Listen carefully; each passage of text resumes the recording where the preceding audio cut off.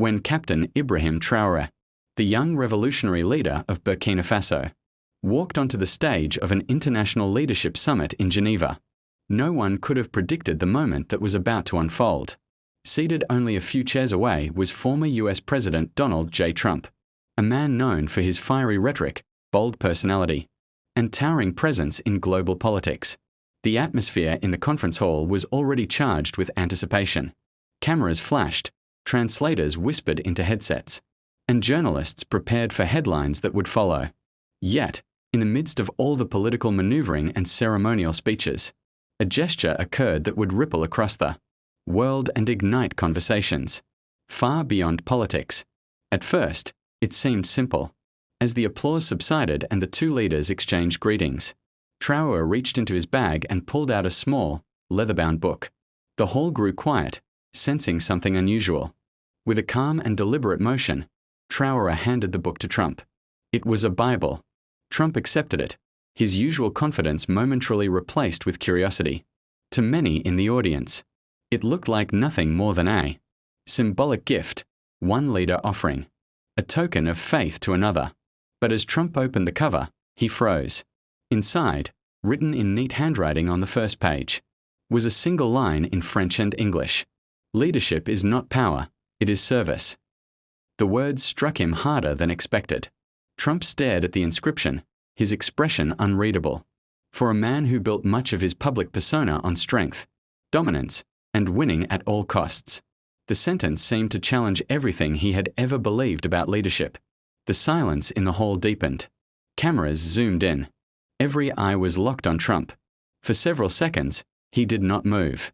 Then, slowly, he lifted his head and looked at Traoré, who stood silently, his gaze steady and unwavering. There was no mockery in Traoré's eyes, no condescension, only sincerity. Trump's lips moved, almost as if he was speaking to himself. Then, in a moment that no one anticipated, he began to read aloud from the Bible. His voice, usually sharp and commanding, carried a different tone, calmer, more reflective. He chose a passage at random, his finger tracing the lines as he spoke. For whoever wants to become great among you must be your servant, and whoever wants to be first must be your slave, just as the Son of Man did not come to be served, but to serve. The room fell completely silent. Even the constant hum of translators stopped for a beat, as if the words transcended language. Trump's voice trembled slightly, not with weakness, but with weight, as though the meaning of the passage pressed down on him in real time. When he finished, he closed the book and held it for a moment in both hands. His eyes, usually filled with defiance or calculation, now carried something unfamiliar: humility. For Donald Trump, this was not just a political stage, it was an unexpected crossroads. The audience erupted in applause. But it wasn't the usual political clapping that filled international summits. It was slower, more genuine, carrying with it the energy of people who had just witnessed something profoundly human. Traoré finally spoke, his voice steady and deliberate. True leadership, he said, is not measured by how many follow you out of fear, but how many rise because of your service. Power fades. Wealth disappears. But the heart of a servant leader lives forever in the people. The words reverberated in the hall. To some, they sounded like a challenge. To others, like a call. But to many, they were an unexpected bridge between two men who could not be more different. Trump nodded, almost imperceptibly, but enough that the cameras caught it. In that subtle gesture, people saw something they had rarely associated with him: agreement. Within hours, clips of the exchange went viral online. Hashtags flooded social media. Hashtag Bible moment. Hashtag Traoré and Trump. Hashtag True Leadership. Commentators across the political spectrum debated whether the moment was genuine, staged, or symbolic. But regardless of speculation, the impact was undeniable. Millions watched and rewatched the footage. Some wept, claiming they had seen a softer side of Trump they never thought possible. Others praised Traoré for his courage and wisdom, saying he had reminded the world what leadership truly meant. In Burkina Faso, crowds gathered in public squares to watch the video on giant screens. Many citizens cheered with pride, seeing their young leader not only stand tall among world powers but also deliver a message that echoed across continents. In the United States, Reactions were mixed.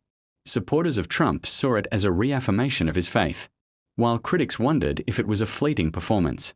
But no one could deny that the image of Trump quietly holding a Bible, visibly moved by a handwritten note, had touched something deep within the global consciousness. The story spread beyond politics, entering churches, classrooms, and community centers. Pastors referenced the moment in sermons. Teachers played the video in leadership courses. Activists cited it as proof that even the most powerful figures could be reminded of humility. For Traoré, the gesture was never about publicity. Later, in an interview, he explained, "I did not give him the Bible to change Donald Trump. I gave it as a reminder to him, to myself, and to every leader, that power is borrowed, but service is eternal.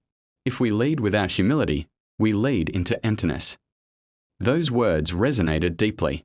Commentators began calling the event the Bible exchange, or the moment of humility. Editorials described it as one of the rare times when global politics intersected with raw human truth. Even Trump himself, days later, spoke about it during a podcast interview. When asked about the moment, he paused for a long time before answering. "You know," he said, "sometimes you think leadership is about being tough, being strong, being the best. But when he handed me that Bible, and I read those words, it made me think, maybe real strength isn't just about being the biggest guy in the room. Maybe it's about something else. Service, giving, leading with heart." That was powerful. The internet lit up again. For once, the headlines weren't about scandal, division, or conflict. They were about reflection, humility, and the possibility of transformation. Whether the moment changed Trump forever or not was beside the point. What mattered was the fact that it had happened, that the world had seen it, and that conversations about leadership, faith, and service had been sparked in millions of minds. In the end, one simple gesture, a Bible handed from one leader to another, had done what speeches, campaigns, and negotiations often failed to do. It reminded people everywhere that beneath the suits, the power, and the politics, leaders are human, and sometimes, even the strongest among them can be humbled by a single sentence written on a single page.